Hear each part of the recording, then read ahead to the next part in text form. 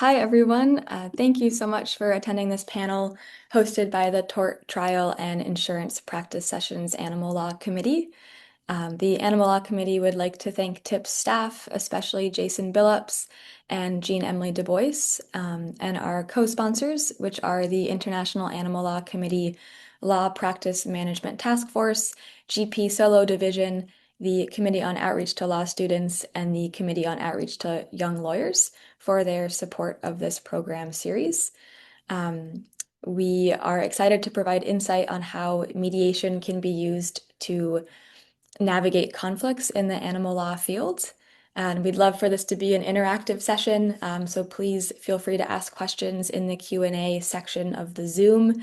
We'll have some time reserved at the end for Q&A from our attendees. And finally, this panel is being recorded, just so you know, and please bear that in mind when you're posing your questions. I just want to start by quickly introducing our amazing panelists that have taken time out of their very busy schedules to be here. First off, we have the Honorable Ramona G. C. Judge C is a retired judge with 24 years of experience on the Los Angeles Superior Court in California, where she handled a variety of general civil litigation matters.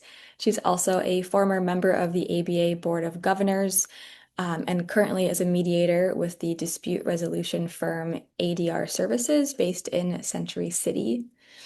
And next we have Deborah Hamilton.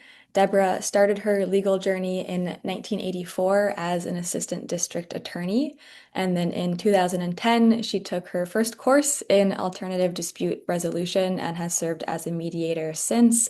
And she focuses on non-litigation resolution strategies, and her work has truly changed the way that many look at animal conflict. And our third panelist is Mary Westman. Hi, Mary.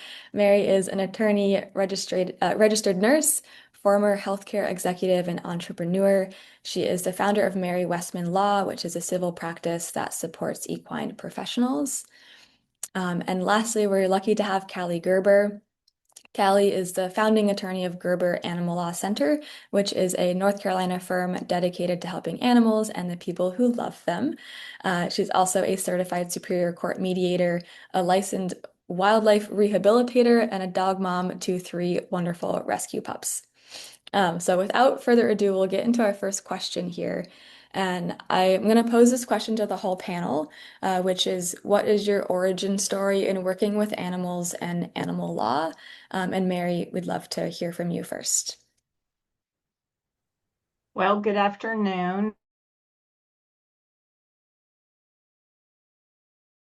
I am very honored and distinguished panel. My journey to being a solo practitioner, focusing on equestrian law, was not a linear path. Certainly, I began my career as a nurse and was a heart and lung transplant nurse for many years and transitioned into executive management.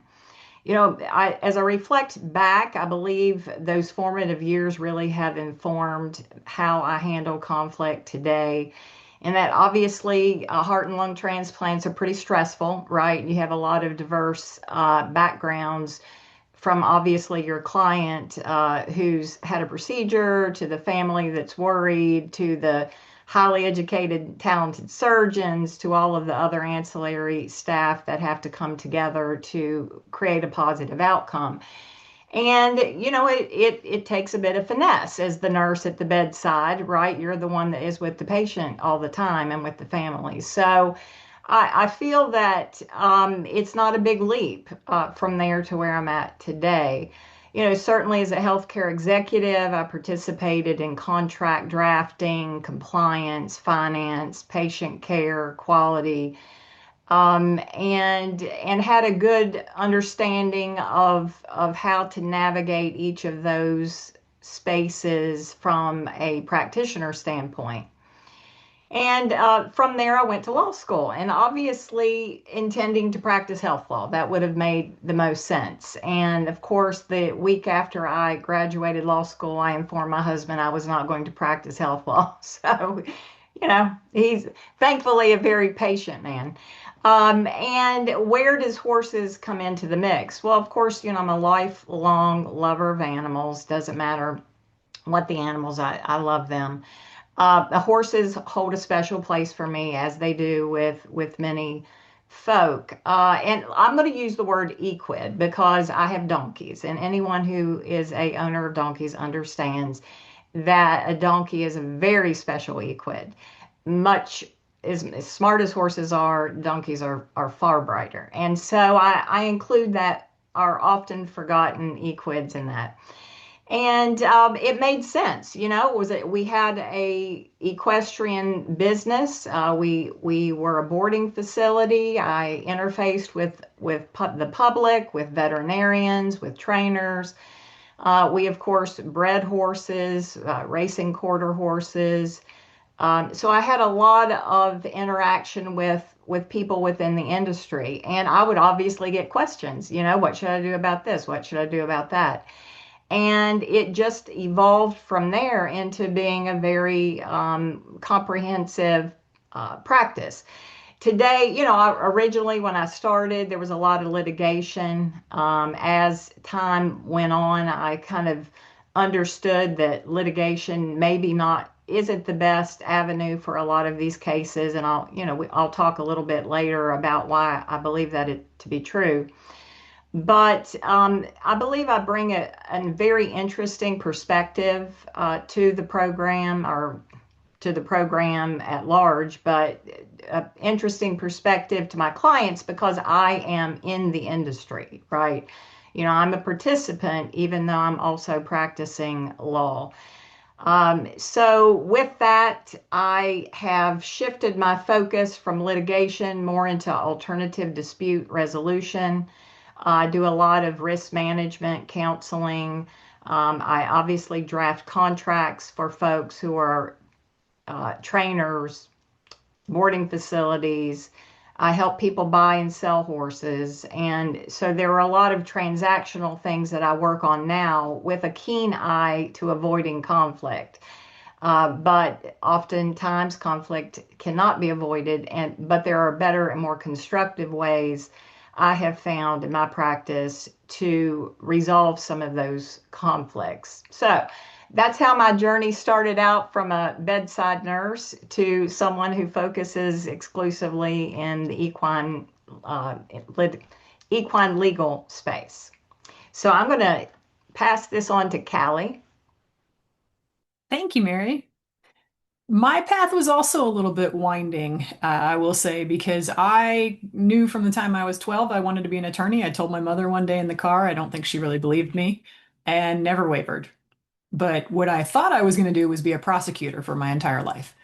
And that didn't end up being a case. I did it for about 5 years until got a cameo here from my rescue pup. Until student loans made it so I couldn't eat. And then I ended up moving to North Carolina and took a job with a company that I started as a contract attorney and worked my way up to general counsel over the course of 8 years, and left that magical thing where money goes in your bank account every 2 weeks, called a paycheck, to start an animal law firm. And everybody told me that it couldn't be done. It was impossible. And if it was possible, it wasn't sustainable. I had never wanted to be in a private law firm. I had never wanted to be my own boss. I had never wanted to start a law firm, but one didn't exist in North Carolina, and I knew I wanted to do animal law. So I started one, and that was 2008. So I'd say it's pretty sustainable at this time. And I've been working on that ever since. I teach animal law at the law school as well, and like to help folks with these disputes. I find that mediation is a really good way of solving disputes where people can maintain control of the outcome. When we go to a judge, you have no idea what's going to happen. Unfortunately, it varies a lot depending which court you're in. So I'm always very cognizant that folks, they don't like to mediate. When I first proposed that that's a solution, but I find that if I can get them to a place where they're willing to engage in it, we end up with much more productive solutions where both parties feel honestly like they won. They walk away thinking they got what they needed. So I find it to be a much more beneficial resolution to our conflicts than litigation. And Judge C, I think I'll pass it on to you. Thank you, Kelly. Well, you got to watch out for those judges. You never know what you're going to get. But you also have to worry about the juries too, because you never know how they're going to feel about it. And in animal law, what property is valued at is a big issue, and I think it's very hard for the parties sometimes to deal with that. So my origin story, before I get off on a tangent and Brooke has to get out the hook. So, I've always been an animal lover, and I've always had pets, whether it's dogs, cats, fish, turtle, whatever it was. And so they've always been a part of my life. And my husband and I have always adopted rescues. They've all been golden retrievers. Have all been bonded pairs. They've all been mature adults, at least 5 years old and older. And our last two were 11 and 9, a mother and son. And when they came over, first of all, they wanted to come over to the house. And I said to my husband, if they come over to the house, they're never leaving. And he says, no, no, no, no. They just want to see, that we have the property for these Goldens to run around. And of course, they never left. And we adopted them, and they were with us over 5 years. So they lived a very, very long time. If anybody who has a large dog, Callie knows this, especially with very large dogs. They don't live that long. And so when you get them older, you're not always sure how long you're going to have them in your lives. But even for a brief time, it's so important and such a value add to any person's life, as far as I'm concerned. So as far as an animal law specialty, I didn't come to the bench or as a practitioner with an animal law specialty. I did have a real property background and business background.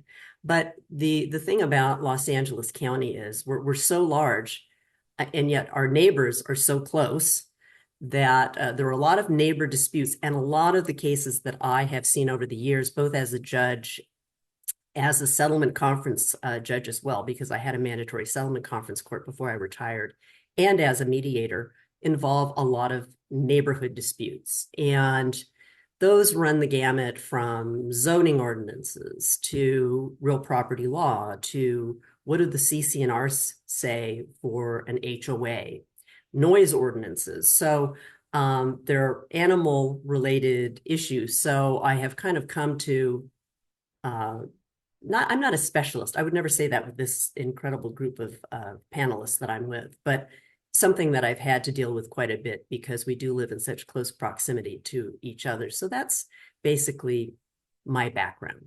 Deborah, how about you? Well, this is such a distinguished panel. I'm so glad I'm on here. Yes, indeed, I graduated from law school in '84. Went to the district attorney's office in Westchester County, and then went to the inspector general's office for the MTA. So I had no animals in my background except that I bred, raised, and showed Irish setters and long-haired standard dachshunds. So I'm an anomaly on this panel because I am a breeder and an attorney. And when I said that at a conference for veterinarians and then added, who here feels I'm your worst nightmare? They all raised their hand. And I said to them, you don't even know me, and you're bringing this bias into the room. So I became what I am today at Hamilton Law Mediation because I started off as a litigator, thought I'd go back to litigation after being a PTA mom for a few years, and recognized I learned how to work with people who didn't agree with me in the PTA. And so as doing that, I realized I really didn't want to litigate anymore. I wanted to get it right over being right. Get it right for the children for PTA. And for me, getting it right for the animals is what's lost in litigation, because we always want how we see the world to be how the world is. And given our situations today, how we see the world and how the world is are totally different. So I focus simply on the animals. I wrote a book, Nipped in the Bud, Not in the Butt, How to Use Mediation to Resolve Conflicts Over Animals. And I also have a MAP plan where I help people make a plan for the care of their pets so that if something happens to them short of death, because some people put it in their will. But short of death, they also have a plan for their pets, because most of you, I will bet everyone who's on this call doesn't have a plan for who's going to take their dogs with redundancy, or their cats, or their birds, or their horses, if something happens to them. And to me, that's really important, because I broke my ankle in 2014 and I had 9 dogs and no one to take care of them. So it was sort of, the shoemaker had no shoes, so I made them. I have spent the better part now I started this practice in 2010, so 16 years, working toward helping people have a conversation, either as a mediator. I've been lucky to be hired by Callie for some of her court cases in divorce. I help people have conversations, so as a conflict coach as well, because as Callie said perfectly, people don't know what mediation is, they don't understand what it is, and they don't want to do it because they think it's showing weakness. And I think it takes much more courage to sit down with a person you dislike and listen to them and be curious about why they think the way they think. And if you do, you might have to suspend some of your preconceived ideas. I'm a lawyer and a breeder, and all the veterinarians hated me. Your preconceived ideas about these people, because they might not be that person who you've already had experience with. I love the fact that I work with breeders, I work with rescues, I work with owners, and I help them focus on what's important to them, which is what's in the best interest. I mean, if I had a dime, I'd never have to work again. For every client who walks into my office wanting to draw in court of whoever they're mad at, and by the end they go, I just don't want this to happen to anybody else again. And if we, as animal law attorneys, can help people get there, I think that's the most important piece of what I do. I work all over the world. I have contacts all over the world. I'm an integrative lawyer as well. So when I write contracts where everybody understands what it says, agrees to what it says, tells me what they think it says, so I know it says what they think it says, so we can write it in plain English, and make sure that when people enter into agreements, I once gave a talk with Judge Cooper, who did the Travis v. Murray case, and I said to the audience, I said, when I do a mediation and divorce, I usually leave a trap door, which is every 6 months I check in, see how it's working for the dog. And all the attorneys said, why would we ever do that? Oh my God, we are done. And I said, well, then that's not really helping the dog, because you don't know, I'm not an animal behaviorist. I don't play one on TV, but dogs, cats, birds, horses, who's ever transmuting back and forth, you really need to check in with them. And that's how you do it with their people. So I'm so thrilled to be on this panel. I'm so thrilled to talk about mediation, because when I started this back in the day, it was, you're doing a great job, Deborah, but it doesn't set precedent. And I said, well, no, you're absolutely right. It doesn't set precedent. But if we can move the animals incrementally a few feet, the 9 years of litigation where you have to start all over after you burn that bridge will already have created the bridge for you to cross to make sure the animals live a better life. So with that, I'll pass it off to you, Brooke. Great. Thank you all so much for sharing. It's so inspiring to learn about how you all got to be where you are today. My next question here is for Judge C. Judge C, given your extensive judicial career and your current work in mediation and arbitration, what do you consider the most meaningful or some of the most meaningful aspects of helping parties navigate these difficult disputes, especially when the legal system doesn't always provide perfect outcomes? And how or why does that part of your work matter to you? Well, obviously, outcome or coming to a resolution on any dispute that comes before a mediator is a priority. I mean, that's why we're being hired. That's what the parties are looking for. And, they're spending a lot of money to come and see us. So they really want to walk out of there with some sort of resolution.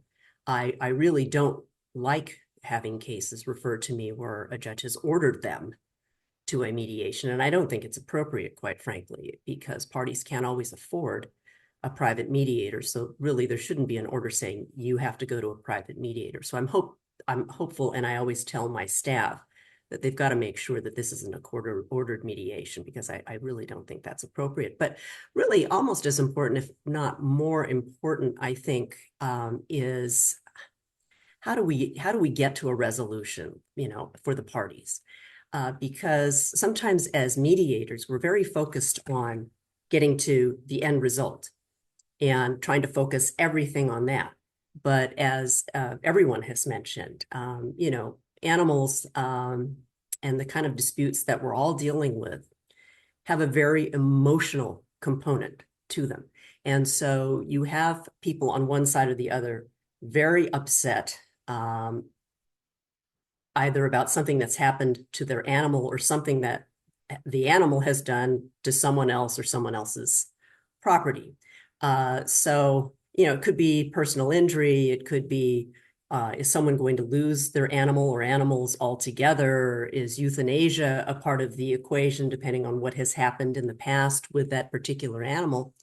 And so in that sort of situation, most parties really need a chance to be heard. And by that, I mean, everybody wants their, proverbial day in court, but you're not going to get it if you go to mediation and you resolve your dispute at mediation. And so what that means is the parties who are so emotional may not get an opportunity to testify and tell everybody what they're feeling, how they're feeling. So I think as a mediator, and what I think is so important and meaningful, is giving parties that opportunity to speak out and tell me about their dispute, tell me how they're feeling, tell me what this animal means to them, tell me what's really bothering them. Because I think that if you can get past some of that and they have a chance to air how they feel, that they may be more open to trying to resolve the dispute in a more business-like manner, which is what you have to do in order to get it really completely resolved. You have to take some of the emotion out of the issue. So for me, mediations in this type of case really almost take on more of a therapeutic mediation as opposed just to a straight business mediation. And I want people to get things off their chest.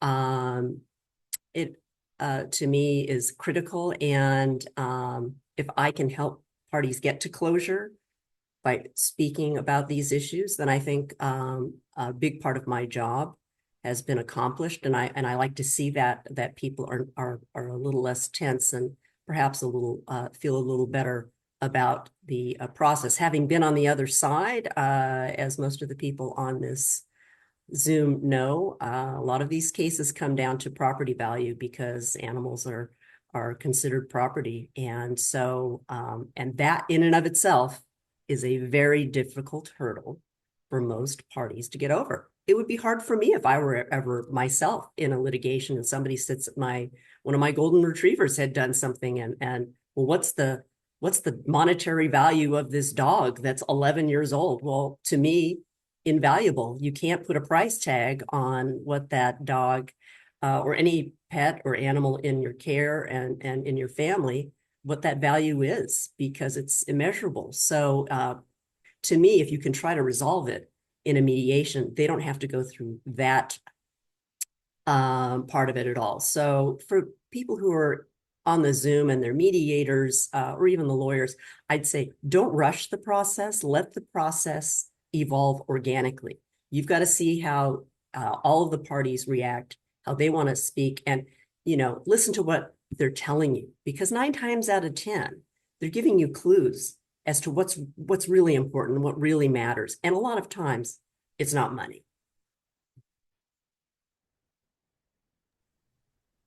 Great. Thank you so much. I really appreciate you sharing your perspective, Judge C. You have such incredible experience navigating these disputes, so thank you. Callie, I'm wondering what you see as the most meaningful aspect of your work with people navigating these animal-related disputes and why that part of your work matters. It's such a great question, Brooke. Thank you. One of the biggest things, the most important things I see with people navigating these disputes with animals is that they're not heard by anybody else. When they come to me, if they've used Google, they find me pretty quickly. But if they haven't, they've gone through many, many, many different attorneys and no one will even talk to them because it's just an animal and they're only looking at the property damage aspect. And if it's someone's 18-year-old cat, it's $25. They just don't see the person behind the conflict. Or you do see the person behind the conflict, but you just can't handle that emotional baggage that's going to come with that. And you're worried about not being able to give them a resolution that's going to make them whole. So I get a lot of folks that have reached out for help and couldn't find it anywhere else. And I find that incredibly meaningful to be able to be that outlet for them. Um, Piggybacking off what Judge C said, until you acknowledge what they really want, until you get to the core thing, and a lot of times it's that they just don't believe anyone understands where they are. Nobody else understands how much pain they're feeling. Nobody else understands how this has ruined their entire life, how their child has nightmares now and can't sleep and has to be sent to a therapist, or how they have night tremors, that this dog was everything to them, especially a lot of folks coming out of COVID, where when we all got shut in, it was their animals that kept them going. So really reflecting back to them that I've built my entire career now, basically the last 18 years, on how important animals are. So I do understand you, and I hold that space for them to tell me the pain they're going through, what they want to get out of it. And it's hard because they'll say things like, I want justice. And, justice isn't always what I can give them because I can't bring their animal back to them. So instead, I can give them my presence and I can walk with them while they make the decisions. I can show them their options. A lot of times people don't want to do mediation because they have made, as Deborah said, the other side a villain. That person is so unreasonable and evil, there's no way I'm going to be able to work out anything with them. So helping them travel along to where maybe they can see the human being on the other side of that equation.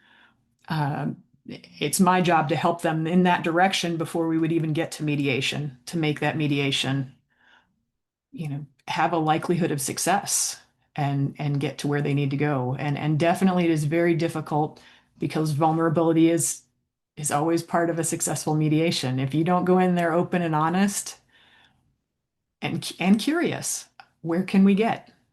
Then it doesn't have as high a likelihood of success. I don't know. I've seen some really exceptional mediators who can take people from polar opposites and bring them together. It's not a quick process, but amazingly, in one day, something that's been going on for 3 years can be resolved. So I, I think that's just incredibly important. And I really like to be able to be there for clients to help them work through their real goals, maybe just to dig a little bit. Because their initial goal, really, a lot of people who call me, is they want the other person to feel their pain. So when it's real, that's not exactly what they want. They just want to stop hurting and they want someone to understand them. So, so that's what I think matters most is giving them that space and having the knowledge to show them and tell them and explain what the options are, because then they can feel empowered to choose what's best for them. That's wonderful. Thank you, Callie. I think your comments and experience connect really well to Deborah's experience. And I'm wondering, Deborah, since you've spent decades as a breeder who's deeply connected to the lives of the dogs and also as a mediator, looking back, what do you consider some of your most meaningful accomplishments involving animals? And how do you think your perspective as a breeder shaped what success looked like in those situations?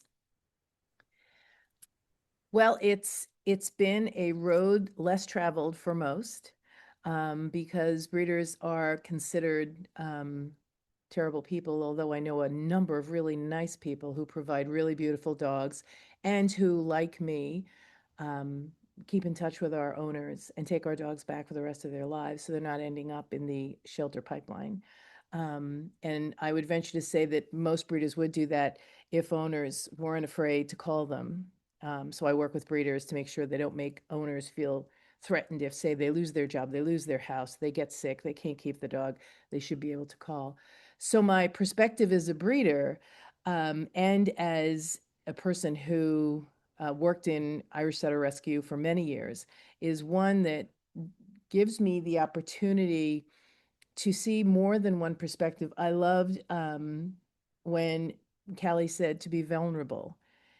Everyone needs to be vulnerable. And I think we as litigators, that's like a curse word because we're not supposed to show vulnerability. What I loved most about doing mediation is that it was a confidential process. Some of my colleagues in mediation would argue that, well, no, it's not. Well, that's how I was trained. I agree with Judge C. It needs to be voluntary. I'm torn between court-ordered mediations and voluntary mediations because a lot of people have incorrect perceptions about what mediation is. And once they get there, maybe Mikey will like it. Have Mikey try it. He might like it. And then they go, wow, I never would have been able to do this in this way had I not been forced to go to mediation by a judge. It's how it's done that makes it more palatable for clients than just forcing them to do it. Because I've had people forced to mediation who absolutely didn't participate. So what good was that, right? It's not going to happen. So I agree that choosing mediation over being told to do mediation is infinitely better. I'm sure Callie would say that and Mary would say that as well. But as a breeder, when you are having these conversations, being able to respect everyone in the conversation is so important. I remember that Doug Minsk, he's on my podcast, Why Do Pets Matter, which everyone should try. It's really a great open source information. He said, I never understand why somebody thinks that because I wear a black robe, I know what's best for their pet. He said, I really wish they'd go to mediation first because they truly know what's best for their pet. They just need someone to support them. And I feel that way about every aspect of animal law, even for the people who are hideous and horrible and everything in between.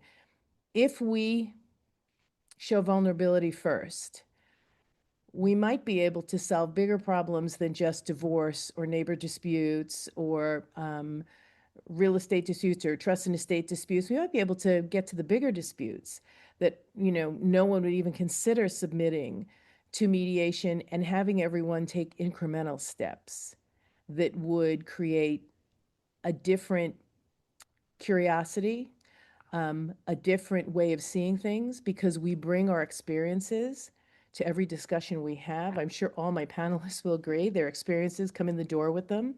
As a mediator, I try to recognize that so that I am aware of it.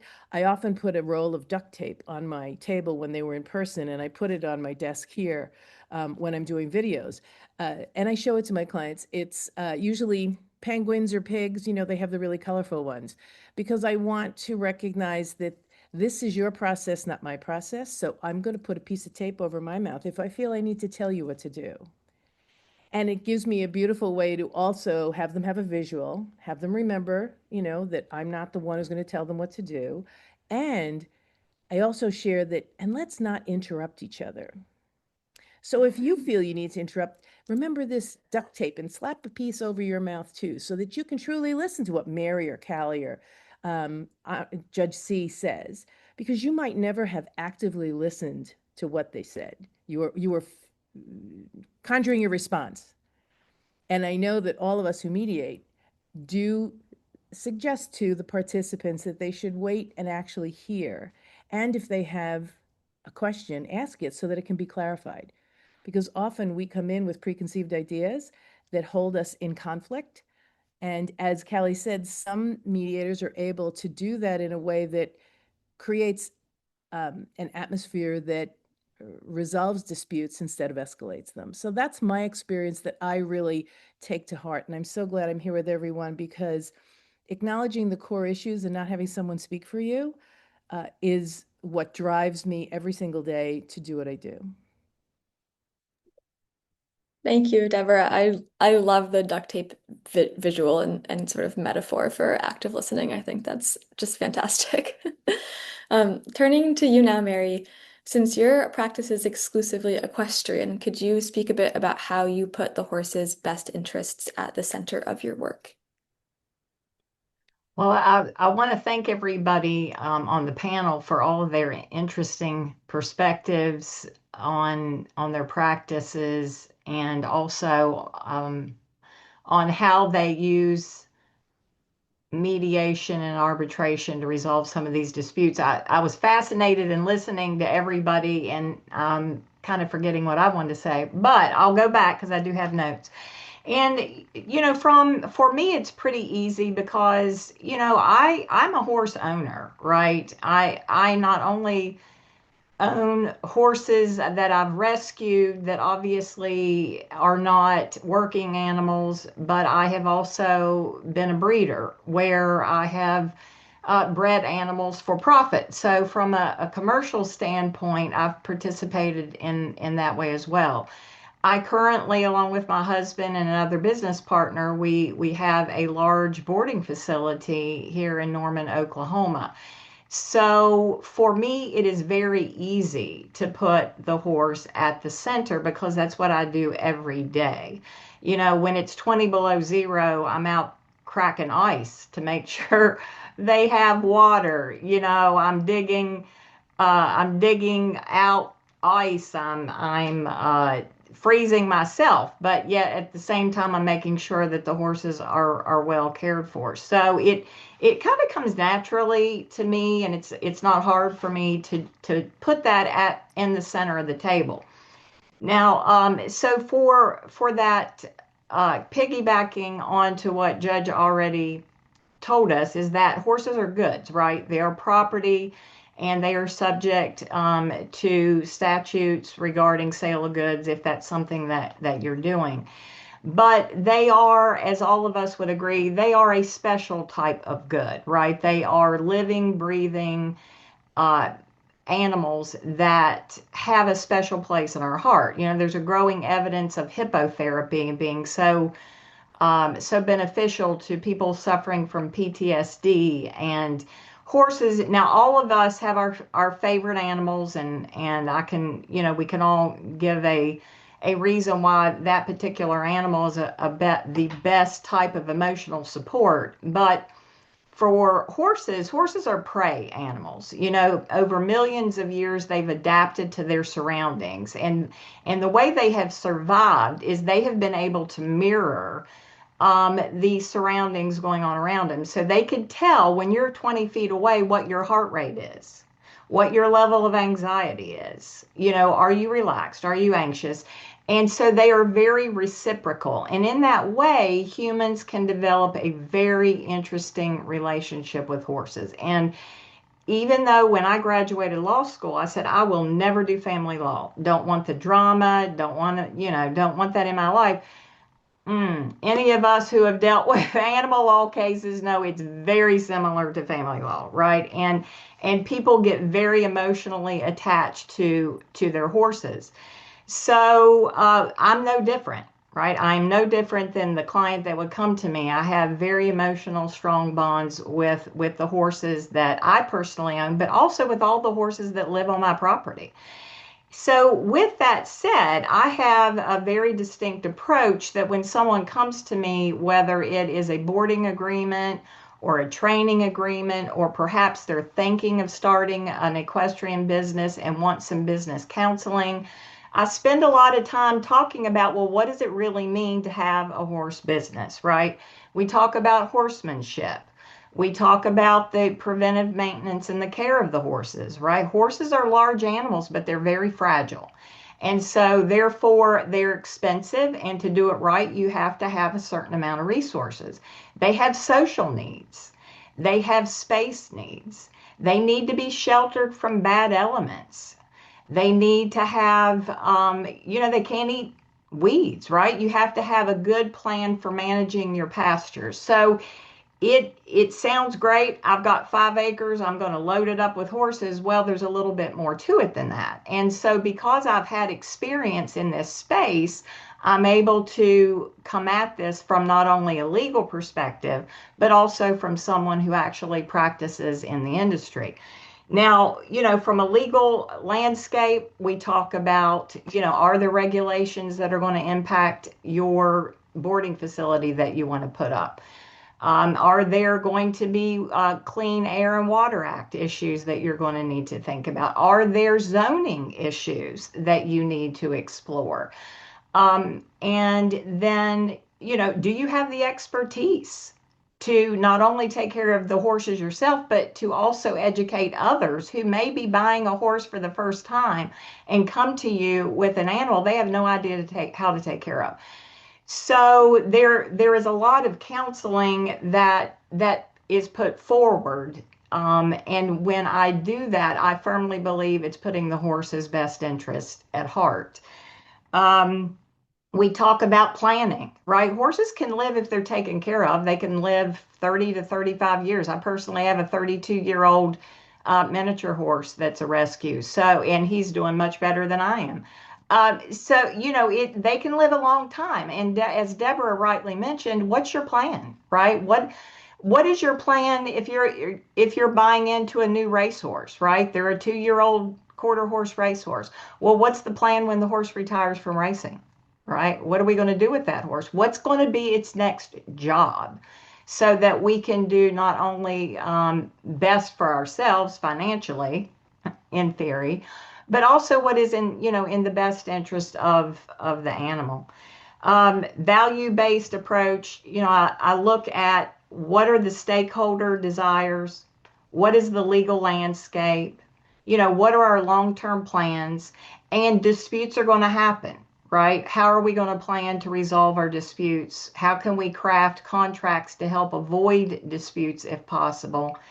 And then by putting all these things in place, the horse comes out in a better position because the party, whoever it is, whether it's a dispute among partners, whether I'm helping someone build a business, at least they're prepared and know what they can expect as they move forward with the next journey. Thank you, Mary. Yeah, I think that equine law's similarities and sort of level of attachment and amount of emotion to family law really allows it to require some special attention. So thank you for your work. We'll do a slight pivot now and turn back to Deborah. Deborah, much of your work focuses on helping people resolve these animal-related disputes without litigation, by sort of changing how they communicate and understand one another, as you've mentioned. Based on that experience, what do you see as some of the biggest shortcomings of traditional legal approaches to animal disputes, and how can conflict coaching or mediation better serve the animals involved? Well, I think that going into it trying to get it right and not be right is a good mindset to have for everyone if you can achieve that. In the world we live in now, there are definitely different ideas about where animals should be are in our life. And because somebody thinks differently than us doesn't mean that they're a terrible person through and through. I often say the most underrepresented people in the world are people who don't have any animals in their lives because they're automatically seen as, there's something must be wrong with them because they don't have a cat or a dog. And there are several reasons why. I mean, when I counsel people who have emotional support animals in a no pet building, I always say, remember, that's just in your apartment. And be proactive and thoughtful when you're getting on the elevator. So this is a small piece, be proactive and thoughtful when you're getting on the elevator, that your dog doesn't have the right to be on the elevator with anyone else. They just have the right to be in your apartment. And most people don't know that. And they do accommodate once they know it, but they don't know it. So in animal law, broad or short, deep or on the level, because we've mostly talked about transactional things here and family law things here.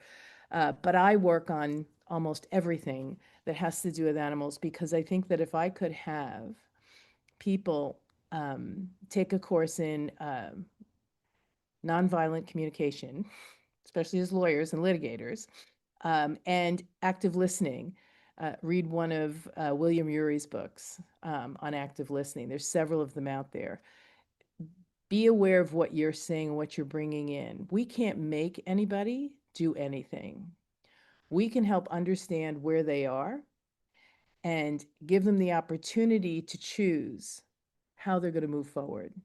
And it may be just an incremental step. And don't be so disappointed if it's an incremental step, because once they find out that that small incremental step is not going to ruin their entire life and livelihood, when you come back to the table, they're going to say, well, let's try a little bit more. And that's what my experience has been. Once I've listened to someone and heard what their really deep worries are and their vulnerabilities. Being able to have the other party use it not as a weapon, but as a platform from which to build relationship. Because I've started to use this term a lot now. Be the person your pet thinks you are. And be the person any animal thinks you are. Because if you do that, then you're going to be the best person entering into that difficult conversation. And maybe we should change the language to an educational conversation instead of a difficult conversation, because right there you're bringing the energy of us against them into the world. I'd like to think that if we keep the pet top of mind, the animal top of mind, we can so much better find that next best step. Thank you for sharing, Deborah. I'd love to hear from Callie now.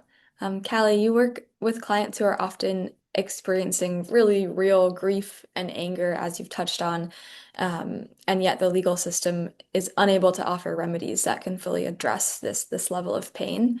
From your perspective, what are some of the hardest realities of these disputes, and how do you help clients move toward outcomes that are achievable, even when the law is unable to make them whole again? Well, yeah, I get calls from a lot of really angry people who are grieving. They're crying on the phone or they're yelling. I had someone just maybe a week ago who got very upset on an initial callback when I was trying to explain conflict of interest and said I was rude and he had 700,000 followers and they were all going to hear about it. Click.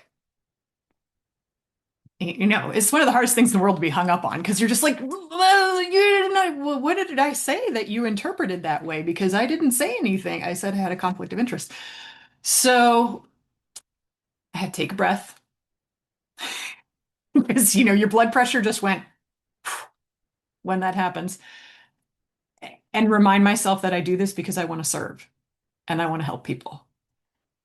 And I picked the phone up and called right back and said, help me understand. I don't understand what just happened in that conversation. And this is someone I know I'm not going to represent because I have a conflict. So help me understand what happened. I really don't. I hear your pain and I don't want you to have to carry that. And the whole conversation turned into, I'm really sorry.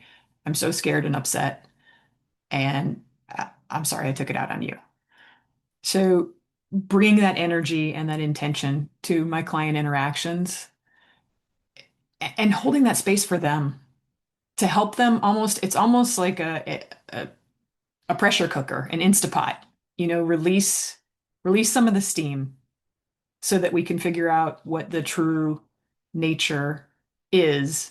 And then I can help start moving them forward and help empowering them to make choices and to hear, you know, when they're in that state, when they're in that really grief-stricken state, they can't hear what I have to say.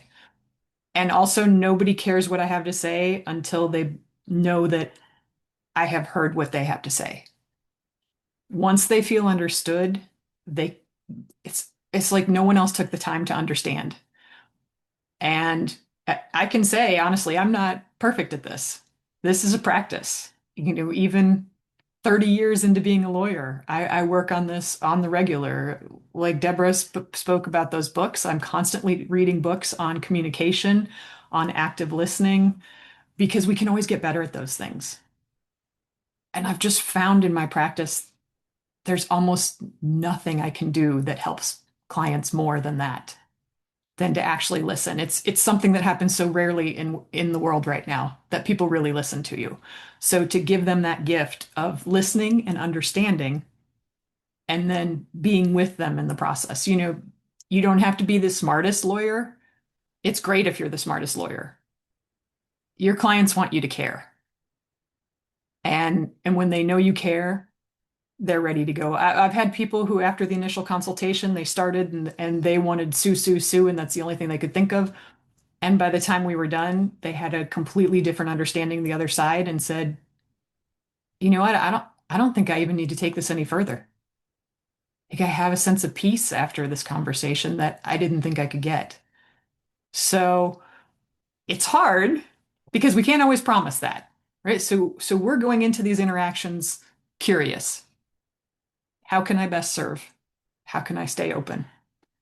And, you know, if we do that more times than not 100% of the time, not everybody's going to be happy, but more times than not, we can help them move through that process to come to a positive outcome, to come to a place where they can see opportunities.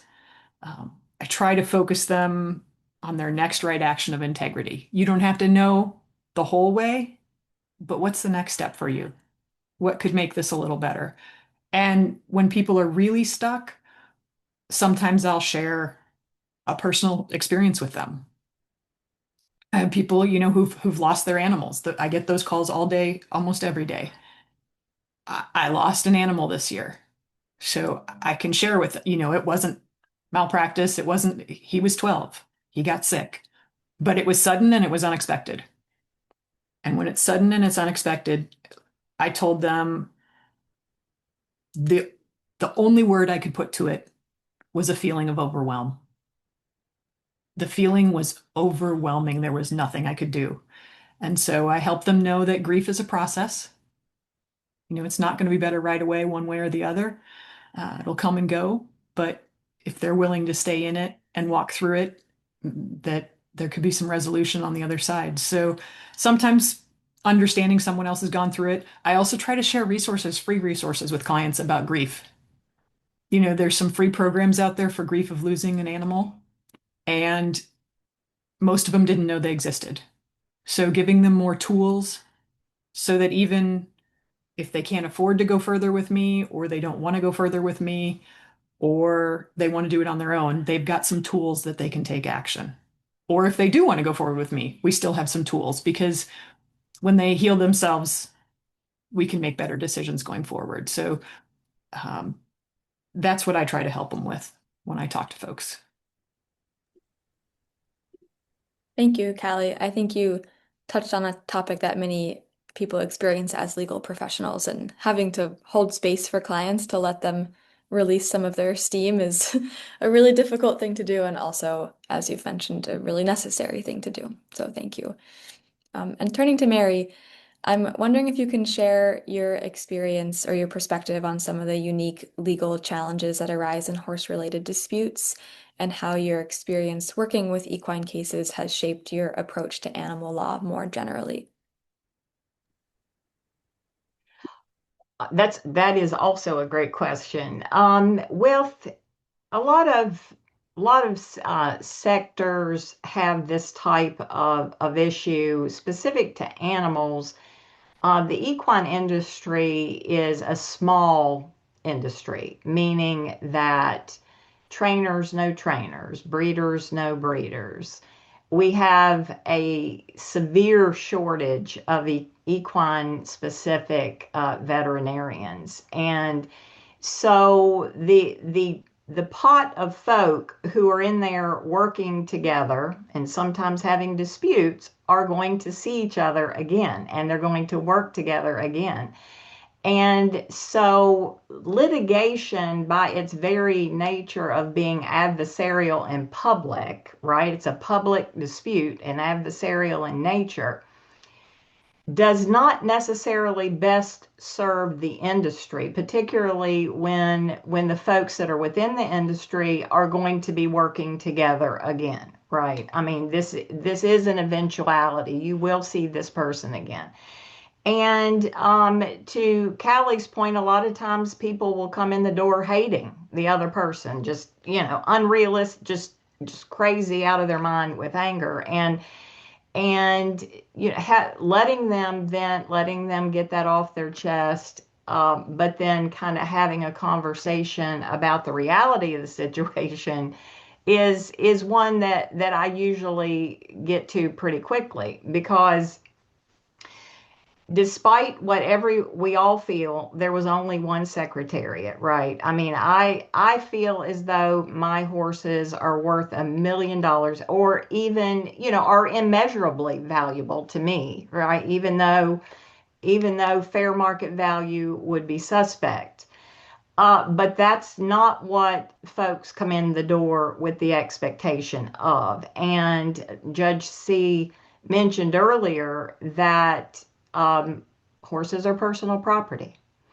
And so when you go to court, the court has certain types of remedies they can give you outside of specific performance, making someone do something or not do something.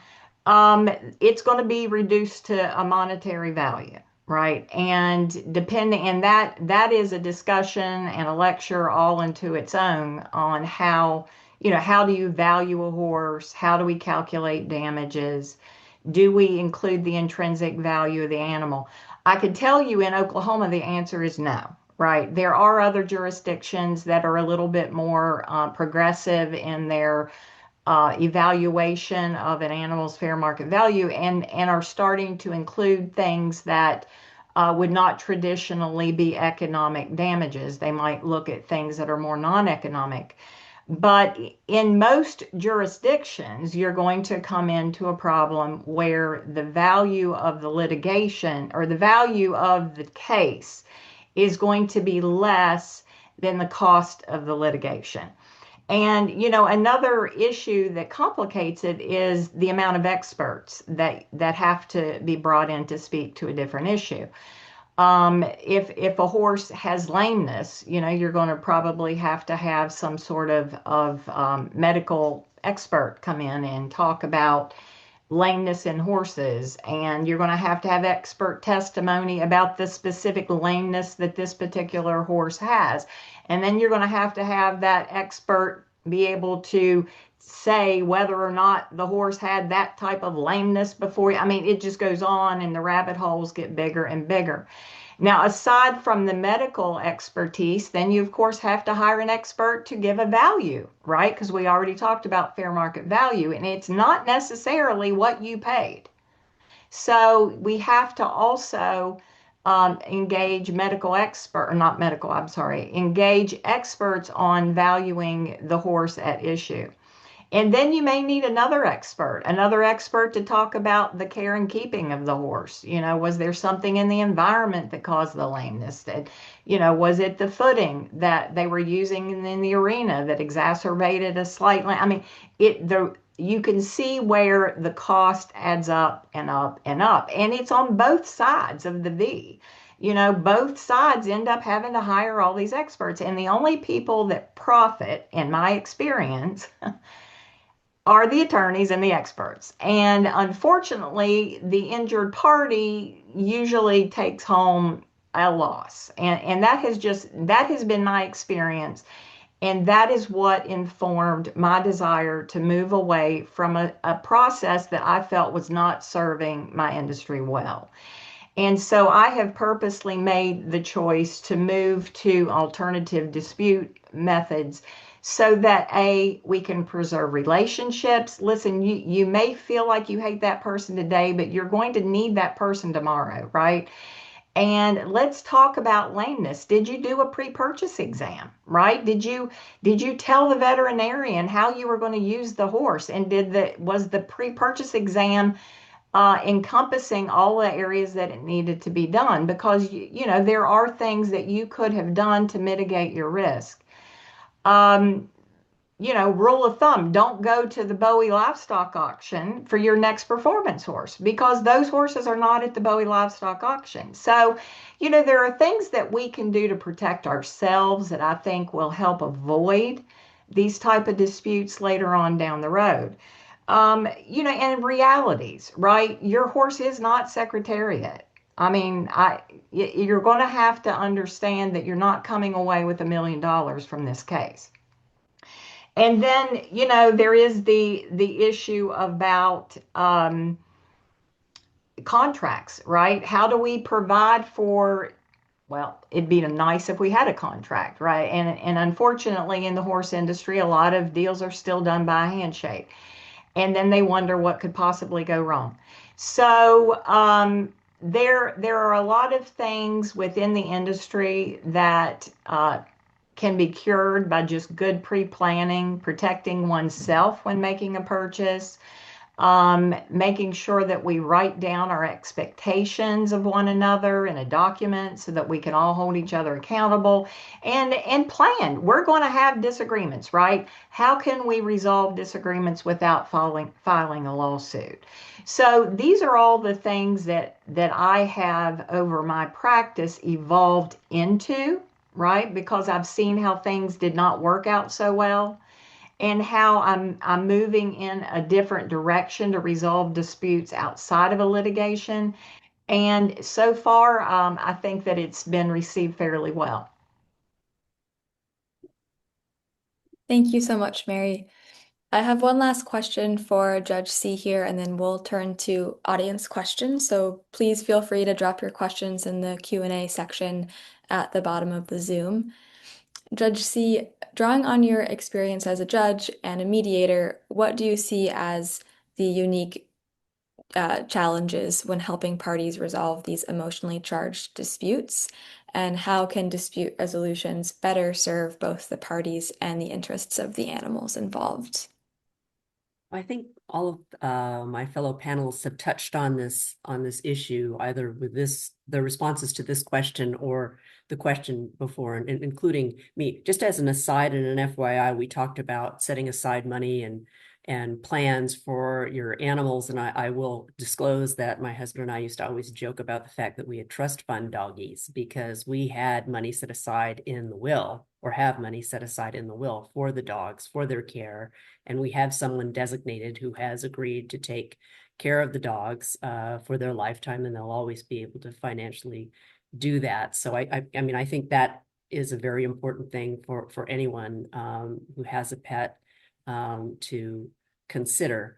And I also liked something that we'll touch upon with something Mary just said, which was, it's usually a monetary thing, but it's also injunctive relief. And a lot of times with these neighborhood disputes, somebody wants, the dog to never bark again, or for something to never happen again, and they want a permanent injunction. And so, this is just, the fight goes on. And, one thing I always tell the litigants is, look, you guys have to live next door to each other from now until God knows when. I mean, you're seeing me today, but you've got to go home and you're going to be next door to each other. Wouldn't it be better to be on more cordial, in a more cordial relationship? I can't imagine being in a situation where I hated my neighbor.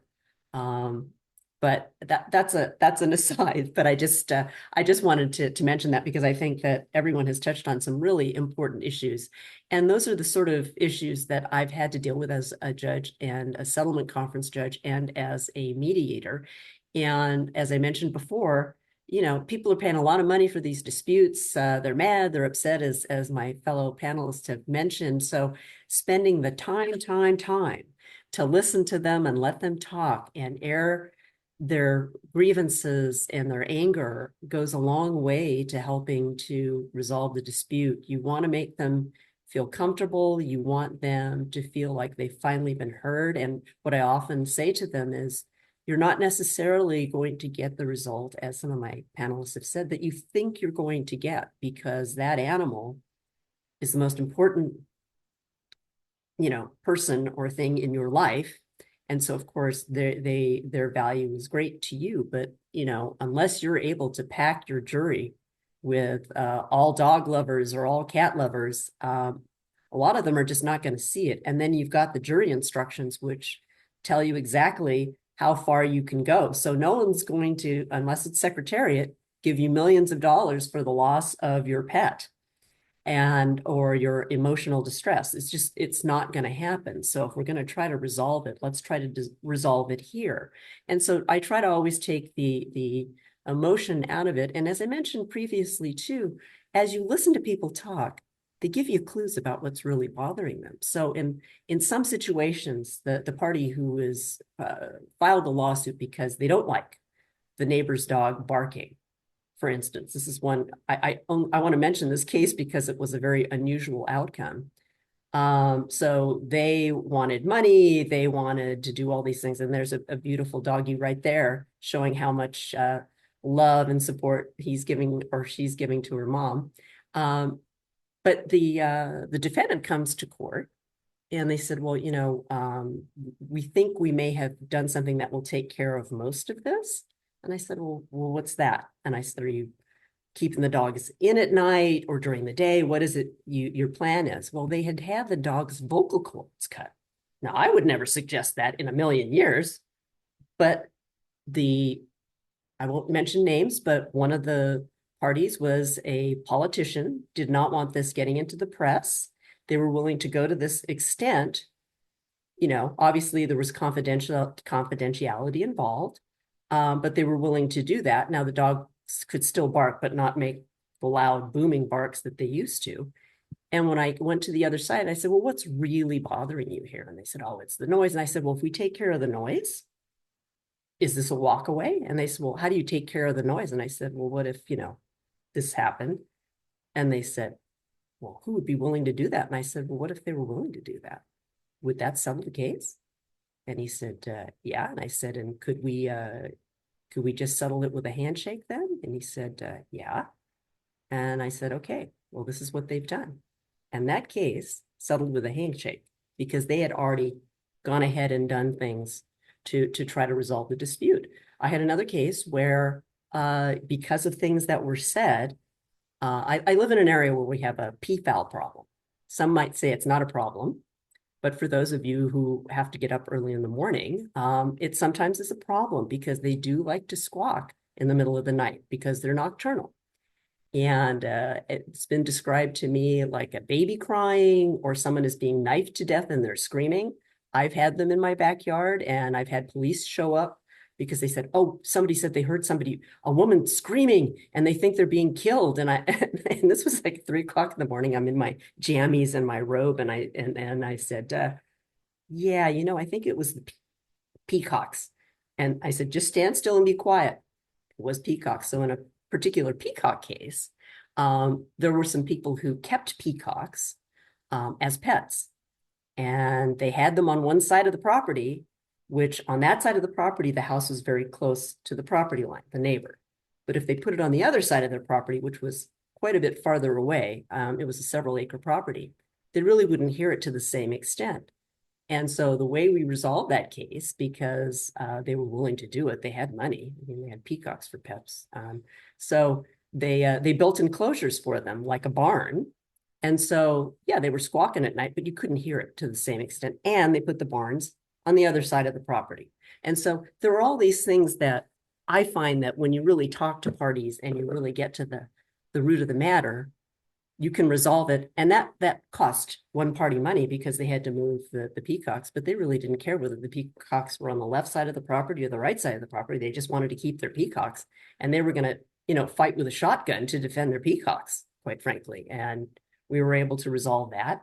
And as far as I know, that everybody's okay in this case. I've had all sorts of other cases, but again, the most important thing I think that I found is that if you let them talk about it enough, you start getting hints about what it is they really want. And 99% of the time, unless it's someone has died or been severely injured, and that then of course involves cash or money. When it comes to something that a pet is doing on the regular, most people, if you can come up with a creative solution, they're pretty okay with that solution and you can walk away from it. And let's face it, if it comes down to evaluation that we've all been talking about, that pet owner is not going to be happy because, the jury and or the judge, if it's a court trial, is not going to value it in the way that they think emotionally it should be. So I would say to our mediators and lawyers on the Zoom, be creative, because sometimes that creative solution is going to be more satisfying to everyone. So really listen to them as they're speaking and think outside the box sometimes, because I think that's a good way to go. Thank you so much, Judge C. It's a really great point that if you let people talk long enough and actually process, you'll eventually get to what they really want. We'll turn to questions from attendees now. We have about 20 minutes left. And we have a question from an attendee here, which is asking to please address pro bono work for wild animals or a class of animals. Have any of you done any work in this area? Callie, would you like to start with this one? Yeah, I can start with that. One last thing I would love to add to Judge C is sometimes lawyers think they have to come up with all the ideas. If you can just throw it out there for the clients to, what are three other ways that, what are three things we could do to make this better? Oh, I understand there's no way this could happen, but just let's start generating some options because it's crazy when they start thinking, what if, how much progress they can make towards an actual viable solution. So I know as lawyers, we try to problem solve so much and we want to help our clients, but sometimes facilitating them generating options can really, really help. So I just wanted to throw that on there too. But yes, pro bono work for wildlife. Literally, I was just in a hearing yesterday, an appeal hearing here in Raleigh, where the county had made a determination that would have made it illegal or impossible for all home-based wildlife rehabilitators to continue to rehabilitate. Even though we're licensed by the state, the county zoning decided they deemed us to be animal shelters because it had the word animal in it. So the problem with that is that animal shelters have certain setback requirements and commercial requirements, all these, and they have to have public parking, and no house could meet that. So it basically would have eliminated hundreds of people who voluntarily rehabilitate and release wildlife that are licensed by the state, licensed, inspected, have rules, have education requirements. I mean, it's not willy-nilly. So it was a really big fight that it was several months, and it was all pro bono, and it was well over 100 hours, and it was really, really stressful. So those clients can be challenging as well, as much as the other side, because the zoning folks, they had empathy for my client. They're like, you're doing good things, you're trying to help the community, but this is our rule. This is our rule. You have to be something. You have to fit in one of these 10 categories that the ordinance has. And I said, well, we do. It's a hobby. It's household living. That's the category. It's her house. And this is a hobby, which is an accessory use of household living. And we couldn't get there before we went to the hearing. We had to go to the hearing. Now, in their defense, they're like, we're not gonna argue our side very hard, but this is our determination, so we're gonna present. And we went through the whole hearing yesterday, and luckily, we prevailed because they told us, everybody I talked to said they always rule with staff, you're going to have to take this to the Superior Court. You're not going to win at this level. This is just one step in the procedure and all those things. So it was really, really nice that that happened because we have baby season, if you know wildlife, coming in the spring. And if we had to appeal, that would have meant no rehabbers for the spring. So you can do a lot of really great things. And I would also say everyone we worked at the county was not our enemy. They were so helpful with us through the whole process. We did not make them our enemy. As a matter of fact, in my opening, I praised them for meeting the values that are on the website for Wake County and how they espouse them, and they were nothing but helpful and kind to us through the whole proceeding. We just have a different perspective, and I'm sure once this extra information is presented to the board, hopefully we can move in a different direction. So the less it's about conflict and the more we can work together, acknowledge where they are and the great work they're doing, raise ambition for a better place for all Wake County residents, and then show them how to get there. So, yeah, I think that's a very important part of what we do, at least in the animal realm, or anyone who wants to help with this is the wildlife that we help. I've gotten calls on all kinds, deer, geese, depredation permits, and the more we can not make the government our enemy, because much like Mary said, we're going to have to work with them again. So when they see you as a reasonable person who's really just trying to come to a beneficial solution that we can all get on board with, we can make a lot more progress. Great. Thanks, Callie. Did any other panelists want to add in I to just that question, I Deborah? just want to weigh in because I actually helped a feral cat group pro bono, like Callie, 100 hours or more, trying to educate the local town board that the money they had spent to help spay and neuter was actually being used correctly. And it's just that most of the time when these issues come up with wildlife, it's because they don't understand. The wildlife rehabilitators don't have the language to communicate with the people who are in charge at the county or the state level. And so if somebody can come in who's seen as a neutral to try to translate if they can, or at least help active listening occur, so that they know that it's not that this person is keeping wild animals on their property, but rather they're certified, they have the expertise to take care of these animals. They're not breeding them, they're not making money from them, they're rehabilitating them. The wildlife issue is huge, and usually the conflicts arise because people don't talk to or with each other, but at each other. And so it's really important that someone can come in, not take sides, and sort of translate. And to Judge C's point, the only thing I'd add is that if you do have an idea as a lawyer, I loved Callie throwing out 3 ideas.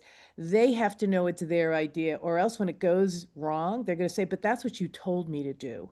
And no matter how many times you say, this is just a suggestion, if they pick up something you say as a mediator or as a conflict coach, they are going to say, you told me to do that. So you really have to be careful. Thanks, Brooke. Great. And we have another question here. Deborah, I feel like you may have a lot of thoughts on this one. So the question is, while mediated matters might not be precedential in the way that published court decisions are, how can they be impactful beyond individual cases/matters? Because if you build that relationship that the 4 of us have talked about, and you make incremental changes that actually satisfy some of the issues, like Judge C said, they built the barn on the other side. If you can create in any matter that involves animals, a way to take a small step, you're not setting precedent, but you're shifting a paradigm. And which is more important? I think shifting the paradigm, the way we see things, the way we understand things, the way we treat things. If you shift a little, you're going to make an impactful change that even if you won at court, you would have to then go back and implement. So for me, making these mediated changes, having these conversations, finding a common ground where you can take a step forward is sometimes, of course, I'm a devotee, so take that for what it's worth. But I feel if you can get people to understand that it's not going to be the end of the world, that they can work with these people to do X, Y, and Z. If you're a purist and you want to stop people from eating meat altogether, I get it. That's going to be a hard discussion to have. However, if you can create some incremental changes, I love the Meatless Mondays thought, because that gave people the opportunity to take little, pardon the pun, bites out of not eating meat, that would enable people to see that that wasn't the end of the world. And that's what I think is such a better way to progress with animal conflicts, especially in welfare and abuse. If you can make incremental changes that show that things are better for the animals and not so detrimental to the people, they tend to want to continue that conversation. I don't know how the rest of the panel feels. I agree with you. And I think that as lawyers in the profession, especially if you are becoming more of an expert or that's sort of your niche that you want to develop in your practice, understanding that there are other ways of doing things that can be suggested to the other side, even short of, as soon as you get a letter, usually, a lawsuit isn't just filed. Usually somebody, shoots across the bow a letter saying, you need to cease and desist X, Y, X, Y, and Z. And so instead of going, well, okay, but then, you are going to get this, and this, instead you pick up the phone and you say, hey, look, man, get it. Client wants to work with you and I want to work with you. Let's talk about this. Why don't we get together? Why don't we talk about this and see what other solutions that we can come up with? If you incorporate that into your practice, then that becomes sort of the new standard, the new normal, I hope. And perhaps you can avoid the litigation even being filed if you can, incorporate some of the things that you learn from the other cases that you work on through mediation or otherwise. And then everybody doesn't just dig their heels in and it becomes, World War III. So I agree with Deborah. I think that's really important. Great. Thank you so much. We have about 4 more questions. We can see if we can squeeze in responses to them in our last 10 minutes here. If you could go back to the beginning of your career, what advice do you think would have been most useful while trying to transition into an animal law role? Mary, do you want to start with this one?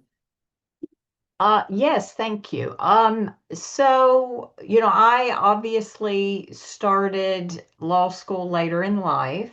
And so from a financial standpoint, I was kind of at a little different place than many people coming out of law school. So what I would say is that animal law and specifically for me, I focus specifically on equestrian is a practice that you need to build, right? And so it is something that you need to write articles and maybe offer to do some speaking engagements and make sure that people know that you're out there. So that is something that will have to be built. And if you're coming out of law school with a need to make a certain amount of income, maybe you have some school debt or what have you, my recommendation is to have another area of the law that you could also treat like your bread and butter just to get started. And maybe it's something, maybe it's estate planning, maybe it's writing wills and trusts, things that can help you pay the bills as you are growing your animal law business. And then eventually you can get to a place where you're doing primarily animal law. It might, maybe you're offering, well, contracts obviously would be a nice dovetail with that as well. But I do think that you have to consider that this is an area that we've already talked that the recovery is low sometimes, right? And so be very careful about taking contingency cases. Um, that's just my bias. I mean, it's probably something I learned. I took quite a few contingency cases, and then I came to understand that in this particular realm, your recoveries are not going to be huge, right? So that is another thing to think about is how are you going to get paid? And that would be something I would offer is be very cautious of contingency cases. And then as you're starting out or as your own living situation will warrant, you may need to consider another area of the law that you could fill in the gap as you grow your animal law business. Thank you, Mary. Callie, did you have anything you'd like to add?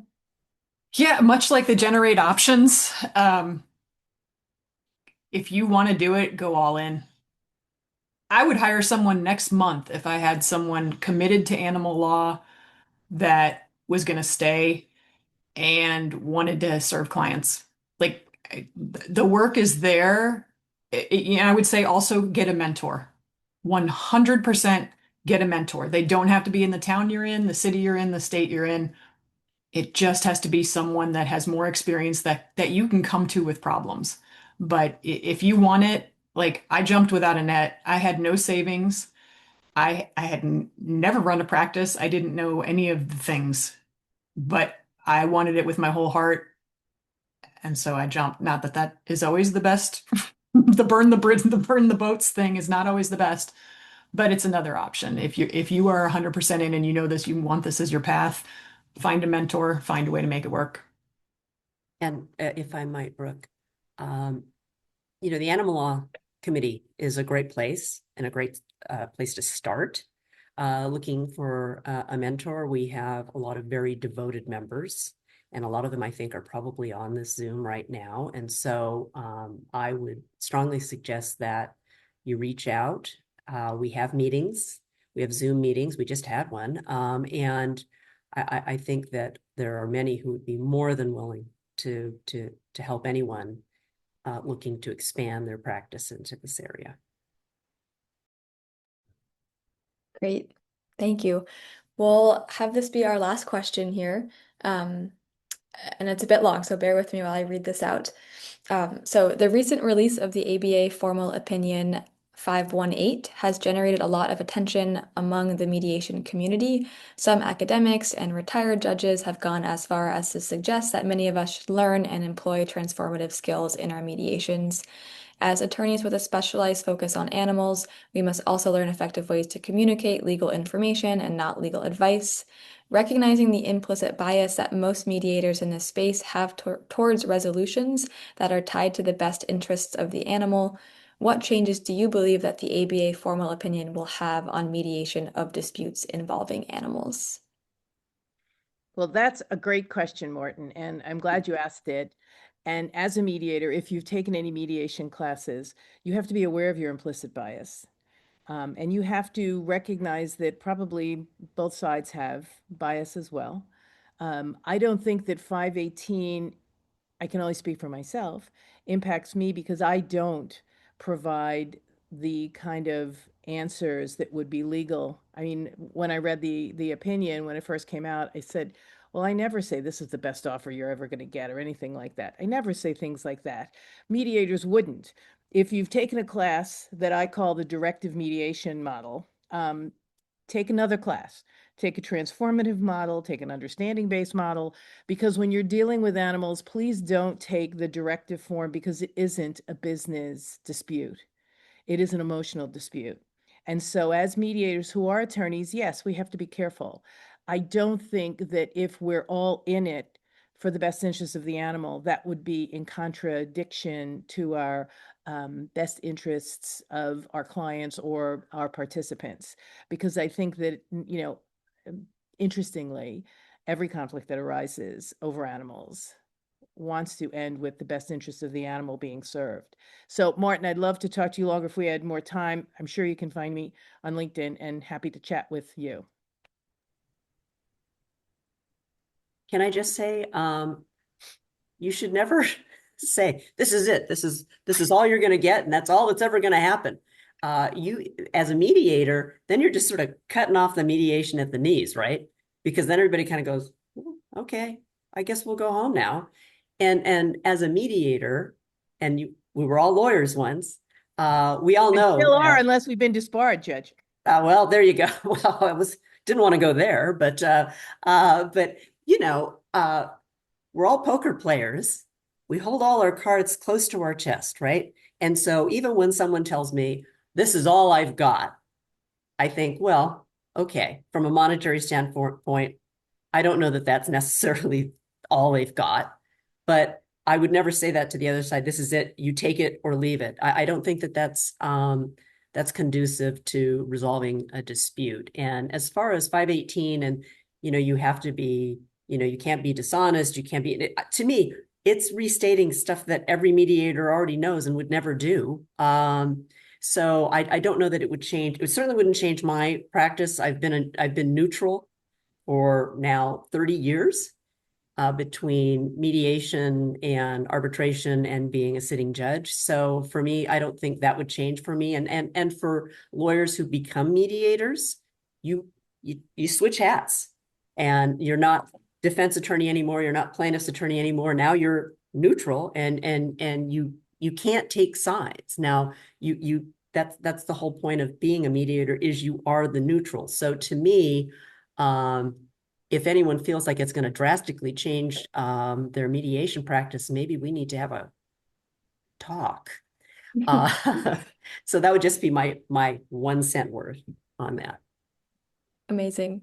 Well, thank you all so much. That just about wraps up our time together.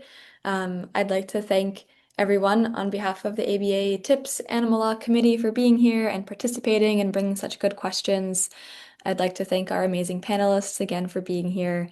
And a very special thank you to James Gasaldi for bringing this event to life. Would not have, this would not have happened without you. So thank you so much, James. This was a lot of fun, and I know that the remaining programs will be just as rewarding and educational. So thank you all, and I hope everyone has a great rest of their day.